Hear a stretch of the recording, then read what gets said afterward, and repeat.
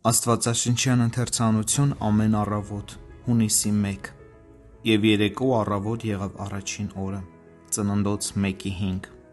Միթե ամենասկզբում հենց այդպես էլ եղել է, միթե ամենաառաջին օրը լույսը զատվել է խավարից, այդ դեպքում պետք չէ զարմանալ նրանից, որ իմ հանգամանքներում բարօրության միջօրեի լույսը փոխվում է ձախորդության կեսգիշերային խավարի,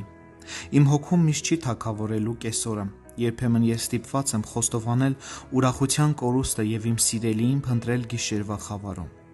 ես միայնակ չեմ նման իրավիճակում, քանի որ Տիրոջ սիրելիներից շատերն անցնում են փորձության և հանգստության դատավճռի և ներման, տխրության և հիացմունքի կրկնվող շրջաններ, Աստծո նախախնամությամբ այնպես է սահմանված, որ գիշերվա ու ցերեկվա հերթագայությունը չի դադարելու ոչ հոգևոր, ոչ բնության ստեղծագործության մեջ, մինչև չհասնենք երկնքին, որի մասին գրված է,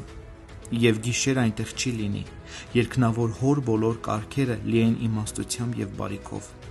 ուրեմն ընկերս, ինչ է հարկավոր անել այդ դեպքում, ամենից առաջ սովորել գոհանալ այդ աստվածային կարգից, Հոբի նման պատրաստ լինել Աստծուց ընդունել ոչ միայն բարիքը, այլև չարիքը, այնուհետև հարկավոր է ուրախանալ ինչպես առավոտվա գալուստի համար, այնպես էլ երեկոյի, փառք տվեք Տիրոջը ուրախության ծագող արևի և երեկոյի խտացող մթության համար, արևածագն ու մայրամուտը հավասարապես հիասքանչ են, գովերգիր այդ գեղեցկությունն ու փառաբանիր Տիրոջը, սոխակի նման երգիր ամեն ժամանակ, հիշիր գիշերը ճիշտ նույնպիսի բարիք է, ինչպես նաև ցերեկը, վշտի գիշերներում շնորհքի ցողերն առանձնահատուկ առատաձեռնությամբ են թափվում, իսկ Աստծո խոստումների աստղերը վարժողում են տխրության խավարում, ցանկացած հանգամանքների պարագայում շարունակիր քո ծառայությունը, եթե դու աշխատում ես ցերեկ, ապա զգոն եղիր գիշերը, քանի որ յուրաքանչյուր ժամանակ ունի իր նշանակությունը, շարունակիր քո ծառայությունը Տիրոջը, քո կոչմանը համապատասխան, մինչև նա կհայտնվի հանկարծակի փառքով, թանկագին հոգի,